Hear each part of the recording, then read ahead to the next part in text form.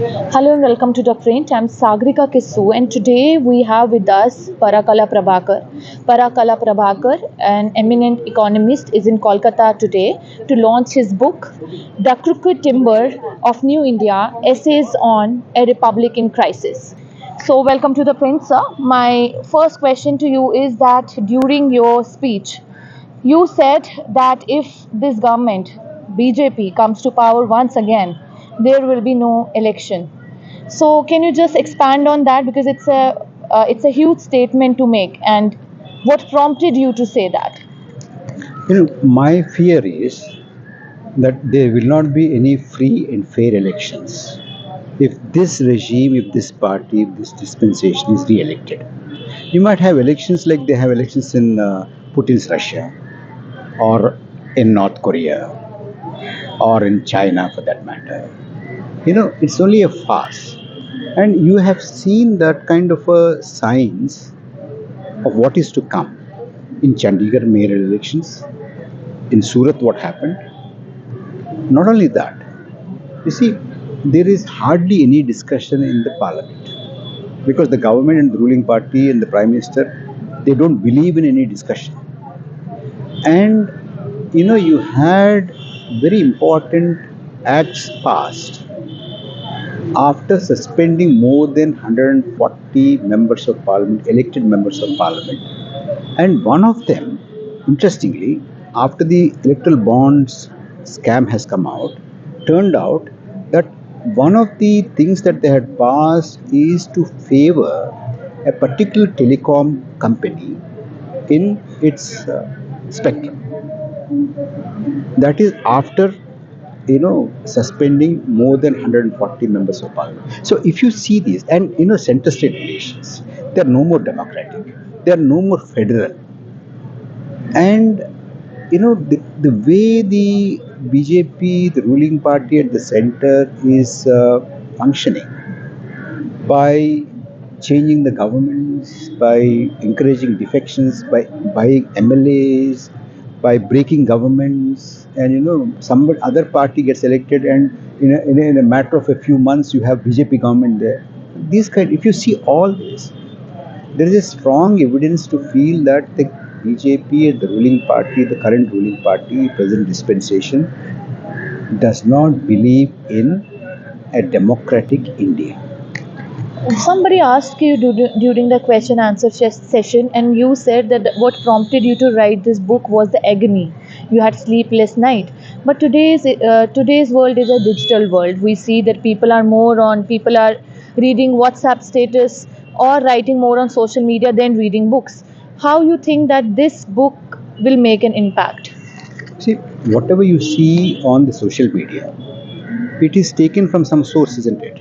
So my book will act as a main source because there is a huge amount of data which I had collected painstakingly on the economy, on universities, on COVID, on financial, what is happening in the finances, on the agriculture, on rural economy, on prices, on banking.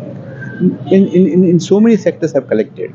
And this will be the source if you want to understand India. And already my talks and my writings are now repurposed for the digital media, and many people are using it, and it has become a very, very widespread.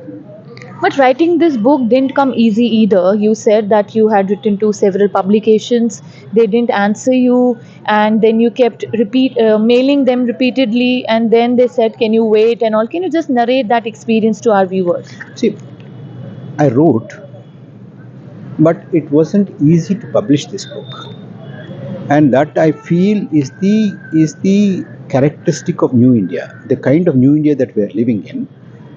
People are afraid to print anything which is going against the government, which is critical of the government. And they, after I sent the samples, they would keep quiet. And when I persisted, they would say, "Can you wait?" I said, "I can wait, but how long?" They say, till 2024, June, July. Then I understood, they want to see how the elections go. And this was, in 2023, I wrote this book. But then somebody has come forward. The point I'm making is that a lot of, very respected people, publications, media houses, televisions, they are worried what will happen to them if they become the publishers of anything that is critical of the government.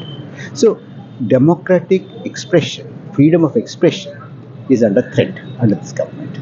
Two important features of this, my last question to you, two important features of this current government BJP is Sabka Saath Sabka Vikas, which talks about development, and the other is religion, Ram Aayenge, or for that matter that we recently heard Prime Minister Modi being said very brazenly in his speech that the wealth will be distributed to those who to the Guspattis and to the Muslims. He brazenly used that word.